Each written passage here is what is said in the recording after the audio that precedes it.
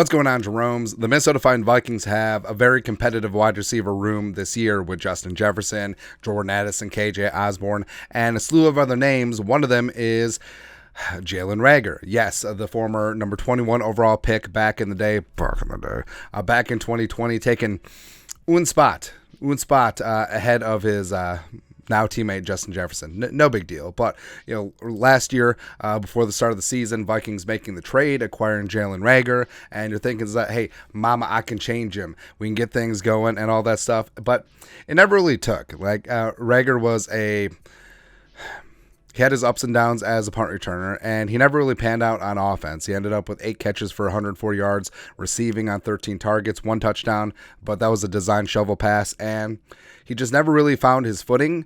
And, there were spots available. Like, KJ was rising up, Thielen was still there, JJ was still JJ, but he couldn't really find himself as a part of this offense. And when he did, as evidenced by the 2 miscommunications, quitting on routes that ended up with 2 interceptions against Indy that weren't on Kirk, that whole thing. And, part of it was not having a full off season, the offense, that certainly impacts him, even though, yes, Hawkinson came in and was a house on fire in the middle of the season, but learning new positions, new teams, it's all different for each individual player. And even though Matt Daniels gushed about his physicality, it just didn't really work out very well last season. But Jalen Reagor, he was with the Vikings all off season this year with OTAs, mandatory minicamp, looking very good in training camp, and in the first preseason game Thursday against Seattle, looked pretty damn good. And frankly, beyond Jordan Addison's heroics, Jalen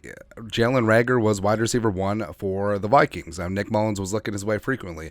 38 total offensive snaps, and this is important, a mix of the Z, the X, and the slot receiver spots. So the fact that he knows enough of the offense now, and Kevin O'Connell trusts him to be the de facto wide receiver 1 in this preseason game, and he's moved him all over the place.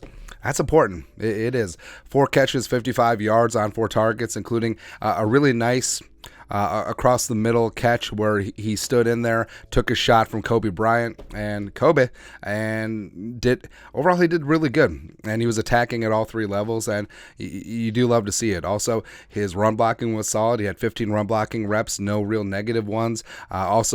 He was back on 2 punt returns. And then he sold a really solid fake fair catch on a ball that went back through the end zone on a touchback. So overall, it was a really good night for Jalen Reagor. And like I said, he's had himself a really good training camp. And this could be it. This could be Mama, I changed him situation. And, Jalen Reagor, there's a reason why Howie Roseman, Howard, who respect, is one of the better general managers in the league. There's a reason why he took Jalen Reagor ahead of Justin Jefferson. Now, hindsight obviously looks a little bit foolish, but Jalen was extremely explosive coming out of TCU, put up big numbers in Fort Worth, as well as ran a 4.47 40, great in the explosive drills. So also you'll notice that he didn't do great in agility, didn't do great in 10 or 20 yard splits. So once he gets going with a full steam ahead, like Reggie Miller said, it's tough to stop him, but he just can't turn left. It's sort of like a miniature DK Metcalf, that whole thing, man. But it didn't work out in Philadelphia. Traded him here to the Vikings, and something that actually worked in Jalen Reagor's favor is that him being a first-round pick, his fourth-year base salary at $2.42 million is fully guaranteed, and that could potentially keep him on the roster, even though the Vikings are pretty damn stacked at receiver. So you got JJ, Addison, KJ, and beyond that, it's sort of touch and go. So I do think that Jalen Reagor right now does have the inside track, given his performance both in preseason as well as camp, plus the fact that his base salary is already guaranteed. Jalen Naylor, if he can get back out there, I think he can get back into this derby. Brandon Powell looked good. Tristan Jackson looked good before he tweaked up his knee.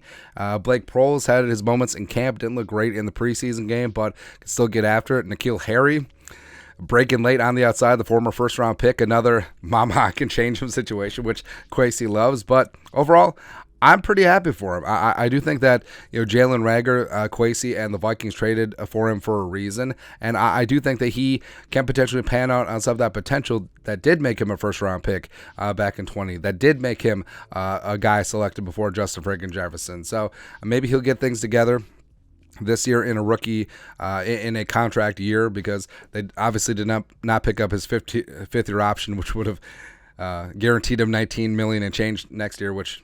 No, but can he come in and be a solid wide receiver 4 or 5 option? Yes. Can he get things together and become a better punt returner? Maybe even a kick returner, depending on what happens with King Kene's health.